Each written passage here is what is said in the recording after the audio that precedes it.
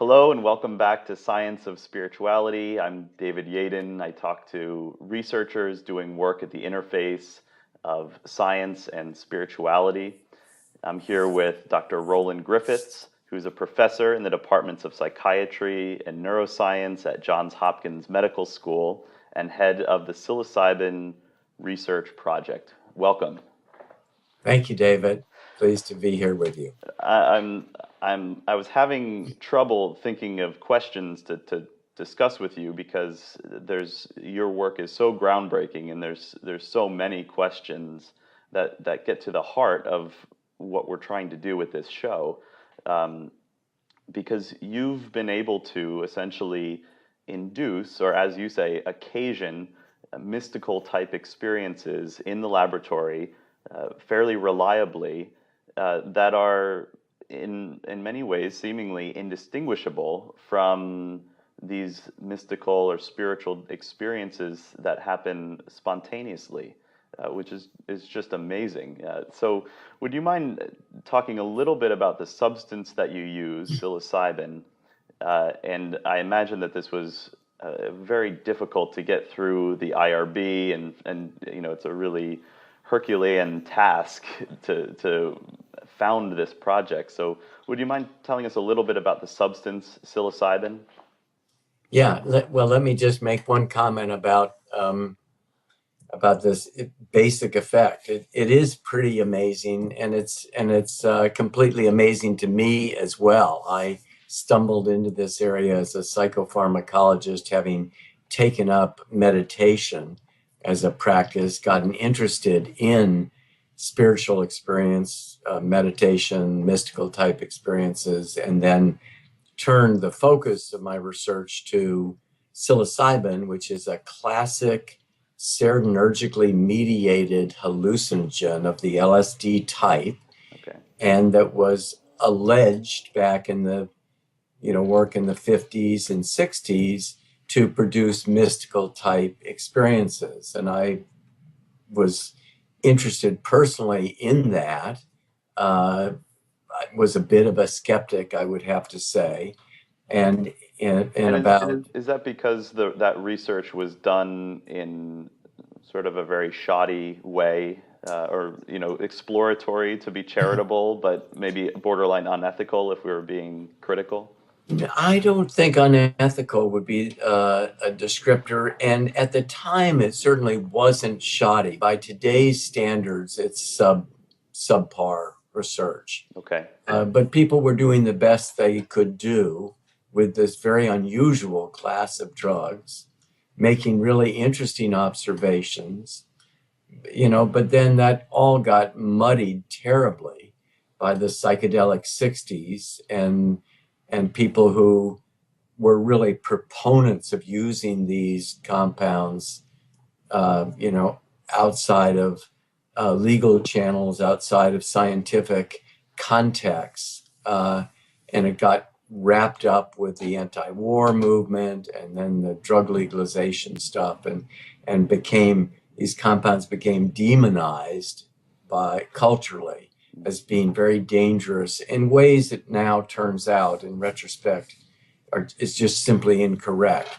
But it's taken some number of years. We've been at this now for 15 years. It's taken some number of years to develop a database in which we're confident that these drugs can be administered safely to people who are carefully screened and prepared to take them. So that But seems important. You hear about these stories of many people showing up to emergency rooms, having these uh, bad trips, or even some people say psychotic episodes. So is all of that overblown, or was there some of that, but it was because they weren't properly prepared and they were using these substances in very unsupervised sort of recreational environments, or a little bit of both? yeah, it's both, and I appreciate you bringing that up right at the outset. Uh, these drugs can occasion panic reactions and anxiety and fear full responding and under not non-optimal conditions can result in people doing dangerous things, running out in traffic, jumping out of windows, putting themselves and others in harm's way. So there really is an element of caution that needs to be exercised even in healthy, well-functioning people.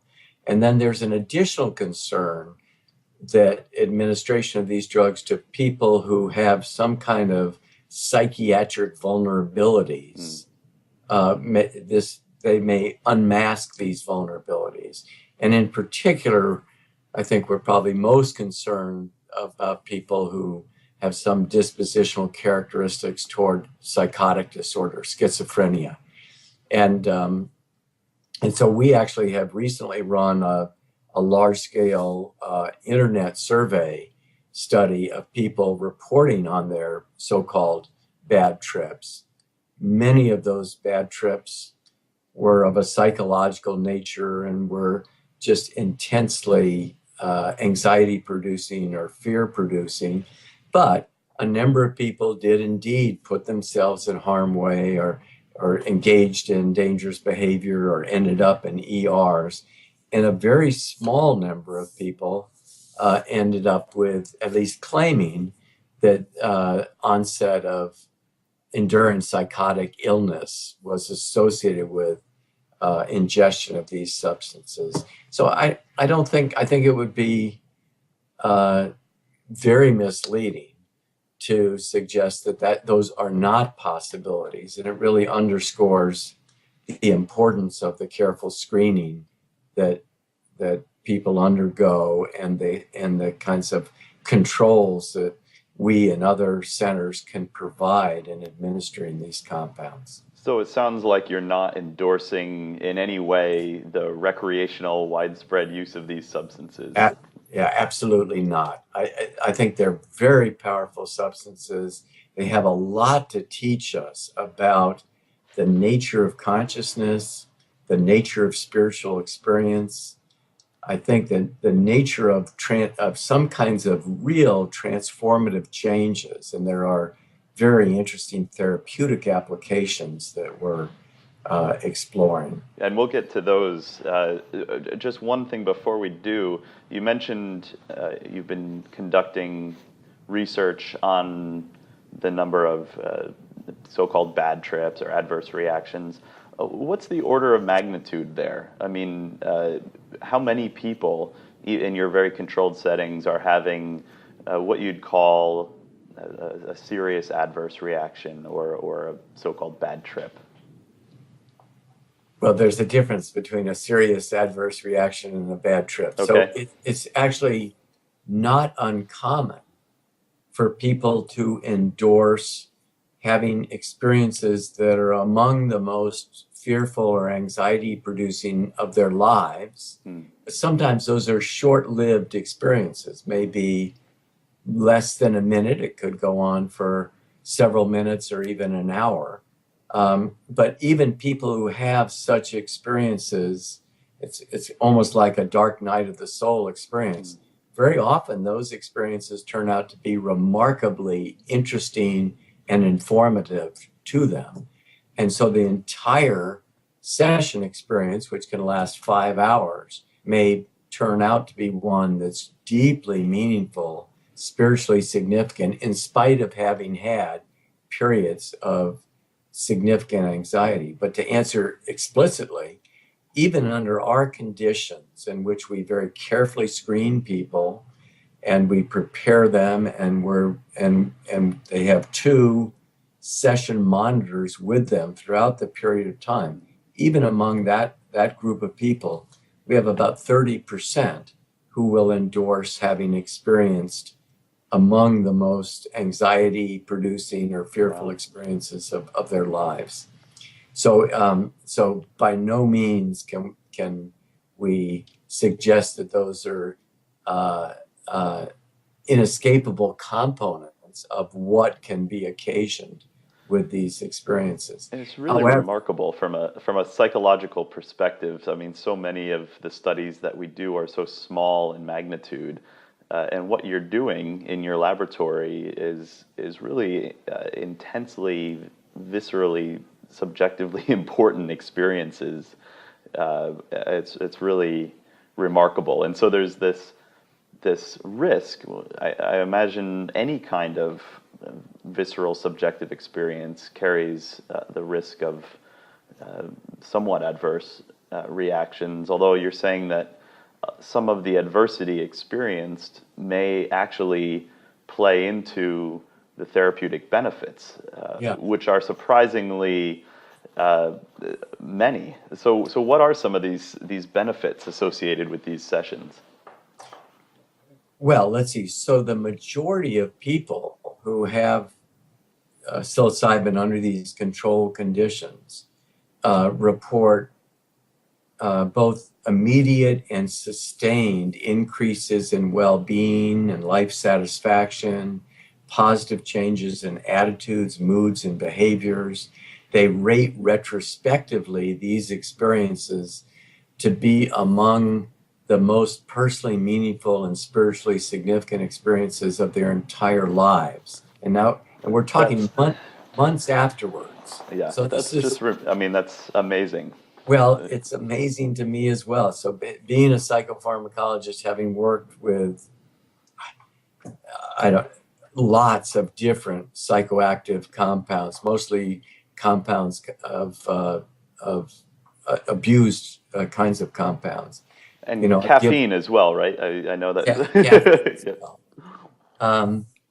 But high doses of opiates and stimulants and various sedatives and other atypical psychotropics.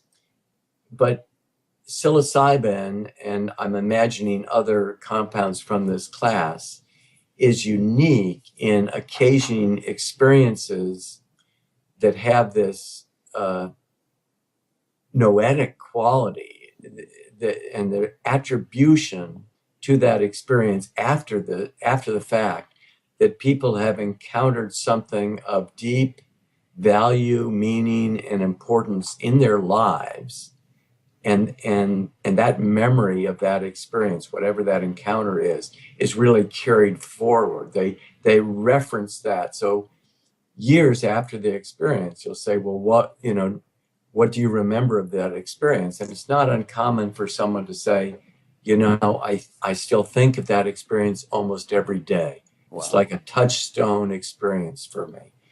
And then they'll go on to talk about the qualities that actually define the so-called mystical experience, the sense of unity and sacredness and truth value, a knowledge of that, of knowing. And it's that attribution that people have learned something from that experience that continues to have meaning and applicability in their life today, that makes it so unusual and so potentially transformative.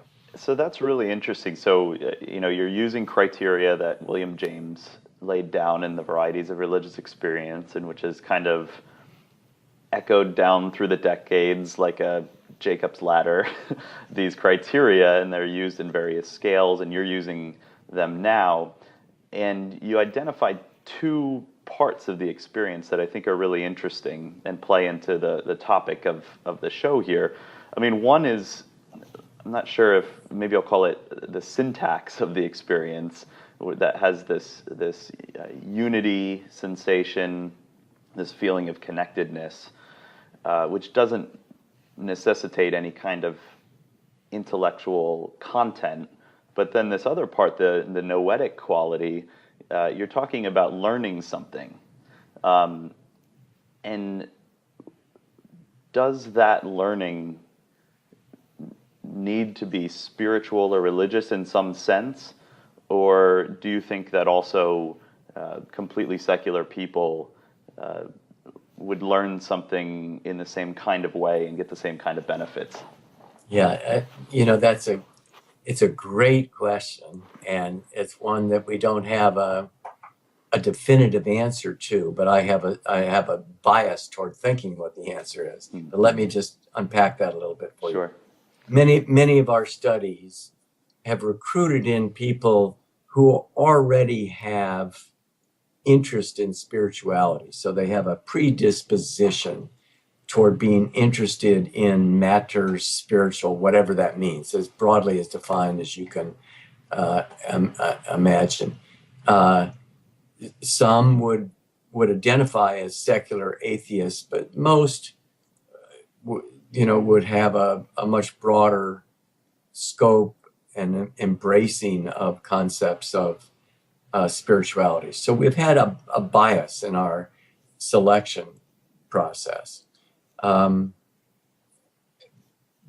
among those people, most of them, as I say, it's actually more than 80% are saying that this experience is among the most spiritually significant of their lives. And then, what is it? What is it that comprises a spiritual experience? I mean, that term is so ill-defined.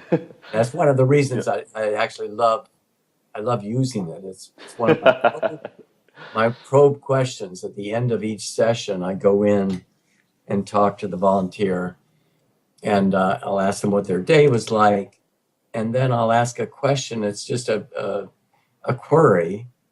Was it spiritual? And of course, there's 1,000 different interpretations of that. But I can't tell you, more often than not, people will look at me and go, yeah. I mean, it's like, of course. Oh, wow. And it's emphatic. It's an emphatic endorsement. Yes, whatever it is that they're thinking of as spiritual, that was it. It's like a you know it when you see it kind of definition. When you see, yeah. Yeah. Every guest that I've had on so far, I've asked, how they define spirituality, or actually in the beginning I asked that question and it became so clear that there was no definition that was going to work. So now we all just sort of talk about how that it's not defined well at all. Yeah. And it seems clear that there's different. Yeah. No, go ahead. Yeah. Well, but the features of the classic mystical experience, and as you said, it was originally laid out by James. He focused in on, components of it, and then William Stace back in 1960 laid out a framework from it. We worked within that framework and now actually have developed and validated a questionnaire to hone even more precisely in on the domain of mystical experience. But the main factors are this sense of unity, the sense of the interconnectedness of all people and things. Right. That's accompanied by a sense of sacredness or deep reverence for that experience. There's something that is insisting that there's reverence paid to this experience, whatever that means. I can't put that into words other than if you ask someone, was it sacred or does it deserve respect? It's absolutely. And then that seems to be part of that, what we're calling syntax. That sense of sacredness could mean a sense of significance and attention paid, but there seems to be like there's something more there. This idea, there's this book that you and I both contributed chapters to, Seeking the Sacred with Psychoactive Substances, and it seems like sacred is really just the same as spirituality. It's one of these words that's people sort of know it when they see it, but it's very vaguely construed, and many people see it in different ways. I'm wondering if we can get a little bit more specific. I'm just curious if you could speculate what your subjects might say. If many of them felt an almost social kind of connection to the world at large, if they felt as if there was an aliveness or even a mind or a consciousness to existence, which people have different beliefs about, but is there, whether or not that's true, but is there a feeling of that may be part of this sense of sacredness? And this is total speculation, but I'm just curious. Yeah. I think it takes different forms and different flavors. So Stace actually differentiated between two kinds of unity, extrovertive Right. and introvertive unity. And the extrovertive type of unity is that is the perception that everything is alive, and that every object has inherent life quality to it. Introvertive is when the attention is turned inward, and a sense of unity emerges out of the void of seeming nothingness, but that's full of everything, Right, right? right. It's like one of those Paradoxical Buddhist statements. Buddhist cones. And people can have different flavors of that. So some people will have out and out experiences that really map onto classic uh, uh, experiences of the divine or of God as conceived of religiously. So some people will have an experience of light or a being, an other being that's there and deserves deep, reverence. Mm-hmm. But others won't have that experience at all. They'll have this experience of sacred just in their perception of the external reality, or going inward, recognizing that everything exists from within. So and we haven't given psilocybin enough to people repeatedly to know whether those experiences within an individual would be reliable, or whether they would have different, flavors of that. Right, and maybe culture will play a role here. Of course, there's the constructivist and the perennialist accounts of this. I guess the common core thesis has been the attempt at a middle ground. Is that your sense that there's a common core of subjective qualities that are subject to change and different manifestations given one's cultural background and beliefs? Yeah, I think absolutely, for sure. And our measures of those, qualities of, say, unity, really those questions are put in a way to minimize the potential confounds from cultural understandings or kind of theistic theological constructs. So we wouldn't use the term God, for instance, encounter with God, but we might say an encounter with, ultimate reality, or something of Sure. that sort, which may not be right for some Right. people, but a sense of the interconnectedness of all things and all people. So I don't have any question that the culture is going to very importantly determine a lot of the construction and the meaning of those experiences, and we try to meet people wherever they are, with whatever system of beliefs they have, and in spite of the diversity, and we do have considerable diversity. We've now worked with over 250 people with psilocybin.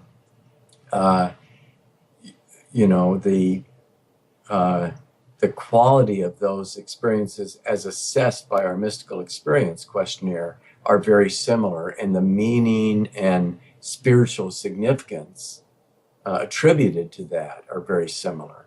But if you get into the particularities of their stories, when one would be an encounter with God, and another would be, a vision of the universe or the world or themselves in different contexts, those particularities are going to change just remarkably across people. And maybe even the intention of the session. We've been talking a lot about this mystical experience that these substances can reliably induce, which definitely seems to have a spiritual flavor, as you say. But I noticed that psilocybin is capable of altering one's score on the personality uh, characteristic of openness to experience, and it's very difficult to change a personality score. And so it's remarkable that you're able to nudge this number up, so people tend to become more open to experiences afterwards, which has been tied with other things like creativity, for example. Right. So it raises the question, if you're having a psilocybin session for the purposes of creativity, would that create a different experience than if you're doing a session for the purpose of having this mystical experience? And would the wires get crossed? I'm curious about the role you play and that intention plays in these sessions. Yeah, it's a great question, David. And again, we don't know the answer other than to say that we're looking at different applications. So different studies are focusing on different things. And just very briefly, we have a study in long-term meditators who are interested in delving more deeply into their meditation practice. We have a study running in religious professionals. These are priests or clergy from various religious traditions who are interested in just engaging more deeply with their spiritual roots. We've finished a study in cancer patients who are anxious or distressed secondary to their diagnosis of a life-threatening cancer. And we're also working with addicted people, in this case, cigarette smokers who have repeatedly tried to quit smoking and failed. So these are very different contexts. Sure. And somehow intentionality is playing into at least some of the results that we get with that. So the smokers, for instance, maybe that's the clearest example. In the 1960s, when smoking was completely prevalent, and there were actually very few, if any, social prohibitions against smoking, plenty of people took psychedelics and continued to smoke cigarettes, so it didn't lead them to quit smoking.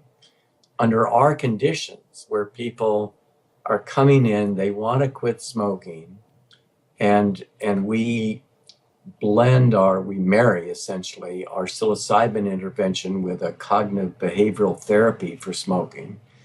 And we tell them that this experience is going to be helpful to them to stop smoking. Then, lo and behold, about 80% of our people have been abstinent. And those abstinence rates are unheard of. These are pilot data so far, but the success rate is just way out of anything that ordinarily happens in smoking cessation. And so I think that it is possible to kind of bring in intention and wrap it around these psilocybin experiences to create unique and important therapeutic outcomes. Same with the with the cancer patients. These are people, of course, who are caught in the existential angst of facing their own mortality, and there's a little bit more transparency or face validity to the type of effect that we're getting, because if there is this sense of unity and a greater encounter with something that goes well beyond self, we can imagine how that might have healing or palliative effects. Sure. But indeed it does under those conditions. But I'm guessing that when William James talked about the mystical experience and in his varieties of religious experience, he talked about conversion reactions. Sure. People having opening experiences and converting to religions. What I think is we actually have a model system for creating these kinds of very salient, discrete experiences that under appropriate conditions and when harnessed to correct intentions and some kind of cognitive structure, can produce enduring and very positive behavioral changes. And that's why I think it's so fantastically interesting, because it's a window, if you will, onto the nature of these kinds of transcendent experiences that has all kinds of implications for understanding, religion, and how our cultures have embraced religious institutions, and why those then take on meaning. But then it goes well beyond that to accounting for other kinds of phenomena that people encounter, having opening experiences when wedded to a different kind of set of thoughts or beliefs, can produce very different kinds of effects. So I think it's fantastically interesting and ripe for systematic investigation. I agree, and I'll let that be the valedictory statement. So, Dr. Griffiths, thank you so much for talking with me today, and we'll continue to follow your research, and we'll post some links underneath this video to follow up on your work and even participate in some studies. So thank you so much. Great. Thank you very much, David.